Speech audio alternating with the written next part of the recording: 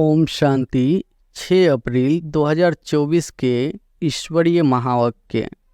पहले एक नज़र मुरली के मुख्य पॉइंट पर। बाबा ने कहा, कोई भी मनुष्य मात्र में रूहानी नॉलेज होती नहीं। रूहानी नॉलेज देने वाला ही एक है, जिसको ज्ञान का सागर कहा जाता है। सुबह को तुम बच्चे याद की यात्रा में बैठते हो तो उझाई हुई आत्मा प्रज्वलित होती रहती है, क्योंकि आत्मा में बहुत जंग लगी हुई है। बाप सोनार का भी काम करते हैं। पतित आत्माएं जिनमें खाद पड़ती है उनको प्योर बनाते हैं। बाप कहते, तुम शास्त्र आदि भल कुछ भी पढ़े हो, यह सब अब भूल जाओ, सिर्फ एक बाप को याद करो। गृहस्थ व्यवहार में भी भल रहो। सन्यासी के फॉलोअर्स भी अपने अपने घर में रहते हैं। योग तो है साइलेंस, ज्ञान की होती है डांस। योग में तो बिल्कुल शांत रहना होता है। डेड साइलेंस कहते हैं ना। बाप कहते हैं, पहले आत्मा पतित बनी है, तब शरीर भी पतित बना है। सोने में ही खाद पड़ती है तो फिर जेवर भी ऐसा बनता है। और फिर बाबा ने कहा, हर एक में आत्मा विराजमान है। कहा भी जाता है जीव आत्मा, जीव परमात्मा नहीं कहा जाता है। महान आत्मा कहा जाता है, महान परमात्मा नहीं कहा जाता।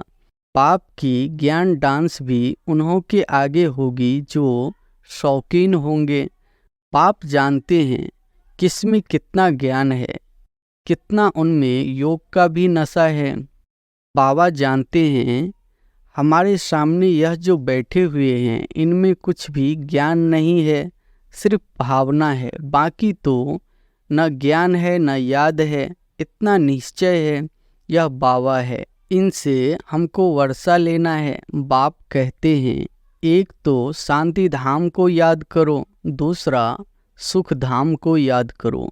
देवताओं को देवता कहा जाता है, मनुष्य नहीं, क्योंकि दैवी गुणों वाले हैं ना। जिनमें अवगुण है वह कहते हैं मुझ निर्गुण हारे में कोई गुण नाही।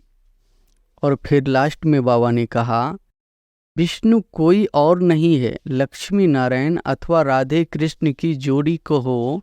विष्णु कौन है यह भी कोई नहीं जानते हैं।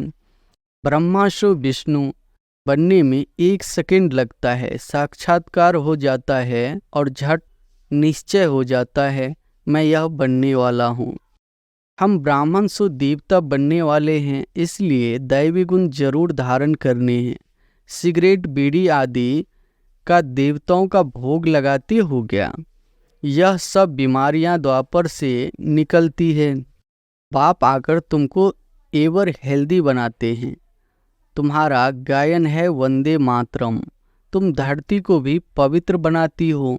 तुम आत्माएं स्वर्ग के द्वार खोलती हो।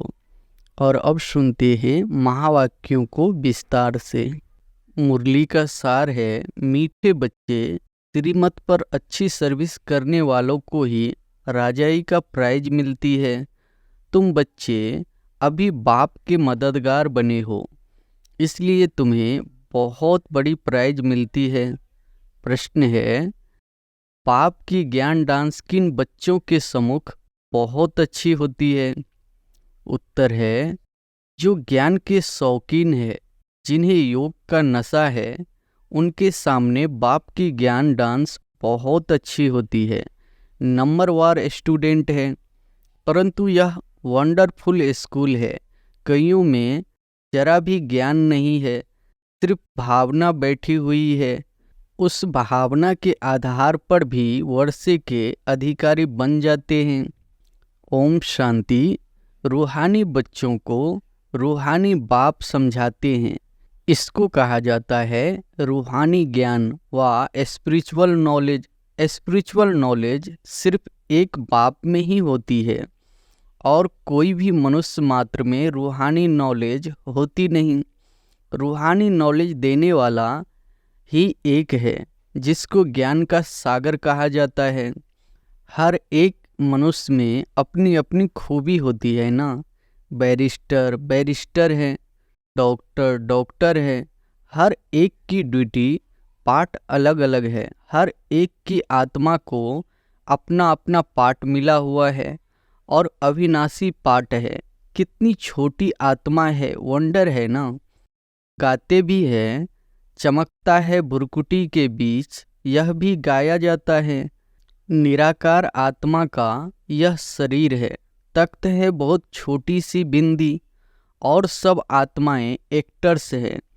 एक जन्म के फीचर्स न मिले दूसरे से, एक जन्म का पार्ट न मिले दूसरे से, किसको भी पता नहीं है कि हम पास्ट में क्या थे और फ्यूचर में क्या होंगे। यह बाप ही संगम पर बैठ समझाते हैं।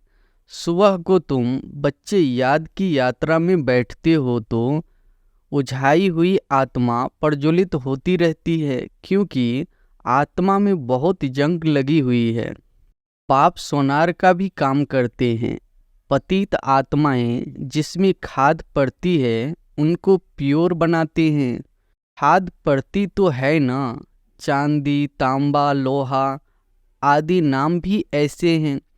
गोल्डन एज, सिल्वर एज, सतो प्रधान, सतो रजो तमो, यह बातें और कोई भी मनुष्य गुरु नहीं समझाएंगे, एक सद्गुरु ही समझाएंगे।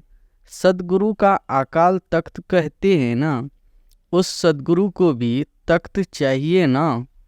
जैसे तुम आत्माओं को अपना अपना तख्त है, उनको भी तख्त लेना पड़ता है। कहते हैं मैं कौन सा तख्त लेता हूँ, यह दुनिया में कोई को पता नहीं है। वह तो नेति नेति कहते आए हैं, हम नहीं जानते हैं। तुम बच्चे भी समझते हो, पहले हम कुछ भी नहीं जानते थे। जो कुछ भी नहीं समझते हैं उनको बेसमझ कहा जाता है। भारतवासी समझते हैं हम बहुत समझदार थे, विश्व का राज्य भाग हमारा था, अब बेसमझ बन पड़े हैं। बाप कहते तुम शास्त्र आदि भल कुछ भी पढ़े हो, यह सब अब भूल जाओ, सिर्फ एक बाप को याद करो। गृहस्थ व्यवहार में भी भल रहो। सन्यासियों के फॉलोअर्स भी अपने अपने घर में रहते हैं। कोई कोई सच्चे फॉलोअर्स होते हैं तो उनके साथ रहते हैं, बाकी कोई कहाँ रहते हैं। तो यह सब बातें बाप बैठ समझाते हैं। इसको कहा जाता है ज्ञान की डांस। योग तो है साइलेंस, ज्ञान की होती है डांस। योग में तो बिल्कुल शांत रहना होता है। डेड साइलेंस कहते हैं ना, 3 मिनट डेड साइलेंस, परंतु उसका भी अर्थ कोई जानते नहीं। सन्यासी शांति के लिए जंगल में जाते हैं, परंतु वहाँ थोड़े ही शांति मिल सकती है। एक कहानी भी है, रानी का हार गले में, यह मिसाल है शांति के लिए। बाप इस समय जो बातें समझाते हैं वह दृष्टांत फिर भक्ति मार्ग में चले आते हैं। बाप इस समय पुरानी दुनिया को बदल नई दुनिया बनाते हैं, तमो प्रधान से सतो प्रधान बनाते हैं। यह तो तुम समझ सकते हो। बाकी यह दुनिया ही तमो प्रधान पतित है, क्योंकि सब विकारों से पैदा होते हैं। देवताएं तो विकार से पैदा नहीं होते, उनको कहा जाता है संपूर्ण निर्विकारी दुनिया, वॉइसलेस वर्ल्ड। अक्षर कहते हैं परंतु उनका अर्थ नहीं समझते। तुम ही पूज्य से पुजारी बनते हो, बाबा के लिए कभी ऐसे नहीं कहा जाता। बाप कभी पुजारी बनते नहीं। मनुष्य तो कण कण में परमात्मा कह देते हैं। तब बाप कहते हैं भारत में जब जब ऐसी धर्म गलानी होती है, वो लोग तो सिर्फ ऐसे ही श्लोक पढ़ लेते हैं, अर्थ कुछ भी नहीं जानते। वह समझते हैं शरीर ही पतित बनता है, आत्मा नहीं बनती है। बाप कहते हैं पहले आत्मा पतित बनी है, तब शरीर भी पतित बना है। सोने में ही खाद पड़ती है तो फिर जेवर भी ऐसा बनता है, परंतु वह सब है भक्ति मार्ग में। बाप समझाते हैं हर एक में आत्मा विराजमान है। कहा भी जाता है जीव आत्मा, जीव परमात्मा नहीं कहा जाता।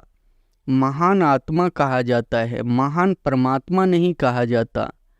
आत्मा ही भिन्न भिन्न शरीर लेते पाठ बजाती है।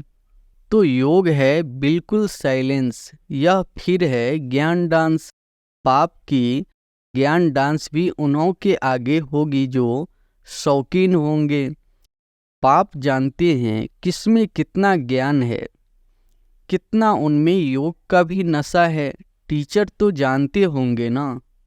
बाप भी जानते हैं कौन कौन अच्छे गुणवान बच्चे हैं। अच्छे अच्छे बच्चों का ही जहाँ तहाँ बुलावा होता है। बच्चों में भी नंबरवार है, प्रजा भी नंबरवार पुरुषार्थ अनुसार बनती है। यह स्कूल अथवा पाठशाला है ना। पाठशाला में हमेशा नंबरवार बैठते हैं। समझ सकते हैं फलाना होशियार है, यह मीडियम है। यहाँ तो यह बेहद का क्लास है, इसमें किसको नंबरवार बिठा नहीं सकते। बाबा जानते हैं हमारे सामने यह जो बैठे हुए हैं इनमें कुछ भी ज्ञान नहीं है, सिर्फ भावना है। बाकी तो न ज्ञान है न याद है। इतना निश्चय है यह बाबा है, इनसे हमको वर्षा लेना है। वर्षा तो सबको मिलना है, परंतु राजाई में तो नंबरवार पद है। जो बहुत अच्छी सर्विस करते हैं उनको तो बहुत अच्छी प्राइज मिलती है। यहाँ सभी को प्राइज देते रहते हैं। जो राय देते हैं, माथा मारते हैं, उनको प्राइज मिल जाती है। अभी तुम जानते हो विश्व में सच्ची शांति कैसे हो। बाप ने कहा है उनसे पूछो तो सही कि विश्व में शांति कब थी। कभी सुनी व देखी है? किस प्रकार की शांति मांगते हो, कब थी?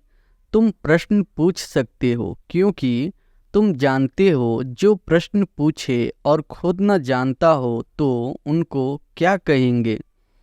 तुम अखबारों द्वारा पूछो कि किस प्रकार की शांति मांगते हो। शांति धाम तो है जहाँ हम सब आत्माएं रहती है। बाप कहते हैं एक तो है शांति धाम को याद करो, दूसरा सुख धाम को याद करो। सृष्टि के चक्र का पूरा ज्ञान न होने के कारण कितने गपोड़े आदि लगा दिए हैं। तुम बच्चे जानते हो हम डबल सिरताज बनते हैं। हम देवताएं थे, अब फिर मनुष्य बने हैं। देवताओं को देवता कहा जाता है, मनुष्य नहीं, क्योंकि दैवी गुणों वाले हैं ना। जिनमें अवगुण है वह कहते हैं मुझ निर्गुण हाड़े में कोई गुण नहीं। शास्त्रों में जो बातें सुनी है वह सिर्फ गाते रहते हैं। अच्युतम केशवम जैसे तोते को सिखलाया जाता है, कहते हैं बाबा आकर हम सबको पावन बनाओ। ब्रह्मलोक को वास्तव में दुनिया नहीं कहेंगे, वहाँ तुम आत्माएं रहते हो। वास्तव में पाठ बजाने की दुनिया यही है, वह है शांति धाम। बाप समझाते हैं मैं बैठ तुम बच्चों को अपना परिचय देता हूँ। मैं आता ही उसमें हूँ जो अपने जन्मों को नहीं जानते। यह भी अभी सुनते हैं मैं इनमें प्रवेश करता हूँ। पुरानी पतित दुनिया रावण की दुनिया है। जो नंबरवार पावन था वही फिर नंबर लास्ट पतित बना है। उनको अपना रथ बनाता हूँ। फर्स्ट शो लास्ट में आया है, फिर फर्स्ट में जाना है। चित्र में भी समझाया है ब्रह्मा द्वारा मैं आदि सनातन देवी देवता धर्म की स्थापना करता हूँ। ऐसे तो नहीं कहते हैं देवी देवता धर्म में आता हूँ। जिस शरीर में आकर बैठते हैं वही फिर जाकर नारायण बनते हैं। विष्णु कोई और नहीं है, लक्ष्मी नारायण अथवा राधे कृष्ण की जोड़ी कहो। विष्णु कौन है यह भी कोई नहीं जानते हैं। बाप कहते हैं मैं तुमको वेदों शास्त्रों सब चित्रों आदि का राज समझाता हूँ। मैं जिसमें प्रवेश करता हूँ वह फिर यह बनते हैं। प्रवृत्ति मार्ग है ना, यह ब्रह्मा सरस्वती फिर वह लक्ष्मी नारायण बनते हैं। इनमें ब्रह्मा में मैं प्रवेश कर ब्राह्मणों को ज्ञान देता हूँ तो यह ब्रह्मा भी सुनते हैं, यह फर्स्ट नंबर में सुनते हैं। यह है बड़ी नदी। ब्रह्मपुत्र मेला भी सागर और ब्रह्मपुत्र नदी पर लगता है। बड़ा मेला लगता है जहाँ सागर और नदी का संगम होता है। मैं इसमें प्रवेश करता हूँ। यह वह बनते हैं, इनको वह ब्रह्मा सो विष्णु बनने में 1 सेकंड लगता है। साक्षात्कार हो जाता है और झट निश्चय हो जाता है। मैं यह बनने वाला हूँ, विश्व का मालिक बनने वाला हूँ। तो यह गदाई क्या करेंगे? सब छोड़ दिया। तुमको भी पहले मालूम हुआ बाबा आया हुआ है, यह दुनिया खत्म होने वाली है, तो झट भागे। बाबा ने नहीं भगाया। हाँ, भट्टी बननी थी। कहते हैं कृष्ण ने भगाया। अच्छा, कृष्ण ने भगाया तो पटरानी बनाया ना। तो इस ज्ञान से विश्व के महाराजा महारानी बनते हो। यह तो अच्छा ही है, इसमें गाली खाने की दरकार नहीं। फिर कहते हैं कलंक जब लगते हैं तब ही कलंगीधर बनते हैं। कलंक लगते हैं शिव बाबा पर, कितनी गलानी करते हैं। कहते हैं हम आत्मा सो परमात्मा, परमात्मा सो हम आत्मा। अब बाप समझाते हैं ऐसे हैं नहीं। हम आत्मा अभी सो ब्राह्मण है। ब्राह्मण है सबसे ऊंच कुल। इनको डिनेस्टी नहीं कहेंगे। डिनेस्टी अर्थात जिसमें राजाई होती है। यह तुम्हारा कुल है बहुत सहज। हम ब्राह्मण सो देवता बनने वाले हैं, इसलिए दैवी गुण धारण जरूर करने हैं। सिगरेट बीड़ी आदि का देवताओं को भोग लगाते हो क्या? श्रीनाथ द्वारे में बहुत घी के माल ठाल बनते हैं। भोग इतना लगाते हैं जो फिर दुकान लग जाती है, यात्री जाकर लेते हैं। मनुष्यों की बहुत भावना रहती है। सतयुग में तो ऐसी बातें होती नहीं। ऐसी मक्खियाँ आदि होगी नहीं जो किसी चीज़ को खराब करें। ऐसी बीमारी आदि वहाँ होती नहीं। बड़े आदमियों के पास सफाई भी बहुत होती है। वहाँ तो ऐसी बातें ही नहीं होती। रोग आदि होते नहीं। यह सब बीमारियाँ द्वापर से निकलती हैं। बाप आकर तुमको एवर हेल्दी बनाते हैं। तुम पुरुषार्थ करते हो बाप को याद करने का, जिससे तुम एवर हेल्दी बनते हो। आयु भी बड़ी होती है। कल की बात है, 150 वर्ष आयु थी ना। अभी तो 40-45 वर्ष एवरेज है, क्योंकि वह योगी थे। यह भोगी है। तुम राजयोगी राज ऋषि हो, इसलिए तुम पवित्र हो। परंतु यह है पुरुषोत्तम संगम युग, मास या वर्ष नहीं। बाप कहते हैं मैं कल्प कल्प पुरुषोत्तम संगम युगे युगे आता हूँ। बाप रोज रोज समझाते रहते हैं, फिर भी कहते हैं एक बात कभी नहीं भूलना। पावन बनना है तो मुझे याद करो। अपनी को आत्मा समझो। देह के सभी धर्म त्याग करो। अब तुमको वापस जाना है। मैं आया हूँ तुम्हारी आत्मा को साफ करने, जिससे फिर शरीर भी पवित्र मिलेगा। यहाँ तो विकार से पैदा होते हैं। आत्मा जब संपूर्ण पवित्र बनती है तब तुम पुरानी जुत्ती को छोड़ते हो, फिर नई मिलेगी। तुम्हारा गायन है वंदे मातरम। तुम धरती को भी पवित्र बनाती हो। तुम माताएं स्वर्ग का द्वार खोलती हो, परंतु यह कोई नहीं जानता। अच्छा, मीठे मीठे सिकिलदे बच्चों प्रति माता पिता बाप दादा का याद प्यार और गुड मॉर्निंग। रूहानी बाप की रूहानी बच्चों को नमस्ते। धारणा के लिए मुख्य सार पहली पॉइंट है, आत्मा रूपी ज्योति को प्रज्वलित करने के लिए सवेरे सवेरे याद की यात्रा में बैठना है। याद से ही जंक निकलेगी। आत्मा में जो खाद पड़ी है वह याद से निकाल सच्चा सोना बनना है।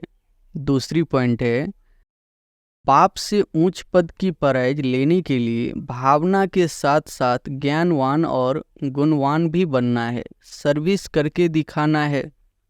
वरदान है, चलन और चेहरे से पवित्रता के श्रृंगार की झलक दिखाने वाले श्रृंगारी मूर्त भव। चलन और चेहरे से पवित्रता के श्रृंगार की झलक दिखाने वाले श्रृंगारी मूर्त भव। पवित्रता ब्राह्मण जीवन का श्रृंगार है। हर समय पवित्रता के श्रृंगार की अनुभूति चेहरे व चलन से औरों को हो। दृष्टि में, मुख में, हाथों में, पाँव में सदा पवित्रता की श्रृंगार प्रत्यक्ष हो। हर एक वर्णन करे कि इनके फीचर्स से पवित्रता दिखाई देती है। नैनों में पवित्रता की झलक है, मुख पर पवित्रता की मुस्कुराहट है और कोई बात उन्हें नजर न आए, इसको ही कहते हैं पवित्रता के श्रृंगार से श्रृंगारी हुई मूर्त। स्लोगन है, व्यर्थ संबंध संपर्क भी अकाउंट को खाली कर देता है, इसलिए व्यर्थ को समाप्त करो। व्यर्थ संबंध संपर्क भी अकाउंट को खाली कर देता है, इसलिए व्यर्थ को समाप्त करो। अच्छा, ओम शांति।